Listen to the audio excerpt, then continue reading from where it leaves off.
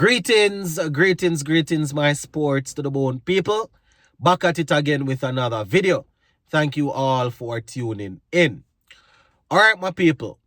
So, my regular viewers and subscribers, you all know how I work. At the end of every round in the West Indies Championship, I like to spend some time looking at the top performers coming out. I have a little thing where I call it top performing batsmen, top performing bowlers, and honorable mentions. This is not to try and separate players or whatever. But, I believe that when players perform well, they need to be highlighted. So this is just a little thing that I have going this year in the West Indies Championship. Now, we had a few centuries, not a lot. So you will find that a few more players with half centuries will be making the list. You understand? A few bowlers with 4, probably 3 wickets and things like that will be making the list. In the early part of the championship, it was mostly guys with centuries. I think I did one where I have like probably 6, 7 batsmen under that part there with only centuries. Well, we have a few centurions here, but we also have a couple of guys getting half centuries that would have performed well. So under the first section, top batters coming out of this round, we would like to highlight these players, right? Javel Glenn, 140 in the first innings against Trinidad and Tobago Red Force, basically set up that victory for the Jamaica Scorpions. So shout out to him. Sunil Ambriz, another mature knock. You understand? 110 in an innings where, his team didn't really do too well with the bat, but he was able to stand shoulders above, head and shoulders above, and get 110. Hodge, we saw him getting 99, right? Unfortunately, he didn't get across the line and score that century, but we still have to show appreciation for the hard work there. You understand? Casey Carty, I think he had 92 in one innings. Unfortunately, he didn't get across either, but he's also there. Casey Carty. Shane Mosley getting a century, 109. Happy to see Shane Mosley getting that century. I remember a couple of years ago when he was around the West Indies team. It's good to see him getting an opportunity now, 109. Kyle Mayers didn't score a century, but he had 2 good innings, you understand, with the bat. And those innings helped his team to secure a win. He had 70 in one and 40 in the next innings. That good knocks, mature knocks by Kyle Mayers. Kevlin Anderson, another good round for him. 77 in one innings and 101 in the next innings. So good to see that, he was able to settle down and bat. He is a name that has come up a lot this season.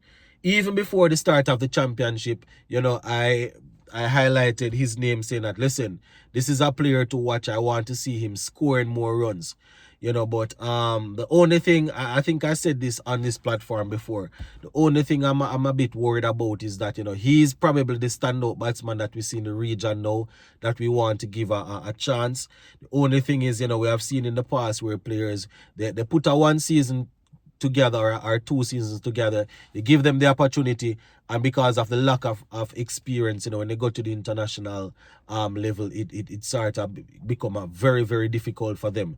So we're stuck between a rock and a hard place. We need good batsmen. He's a good batsman. So, we're looking at, we can give him the opportunity and hope that he gets enough time to adapt, or we can look and say, let's keep him at the championship for probably for another season. Let him play some more games, and then would have gotten more experience. But it's not like it's a lot of games. It's probably going to be 7 more games. That's a problem. You understand? It's a couple of innings for him to bat, yes, but at the end of the day, he's working hard for it, so he could well be the next man in line. Tevin Imlak, the captain of Guyana Harpy Eagles, getting 123 in one innings. Good to see him returning to form with the bat. Could very well have a very important role to play in this Daren Sammy test team, right? Mikel Louis, 73 and 61. Not hitting the heights as he did last year, but in this round he got a couple of half centuries. Joan Jeremiah, 47 in one innings and 107 in the next. Think he got 107 in the second innings. Good on him, my people. I think that's his first century, at the regional level. So shout out to him. Paris, he got 52 and 56 in one innings. Teddy Bishop, we also saw Teddy Bishop there, my people, getting in the 90s. Unfortunately he was unable to to convert.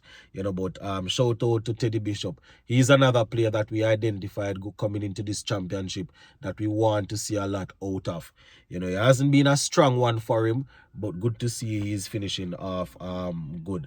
All right, so those are the batsmen that I would love, that I wanted to highlight.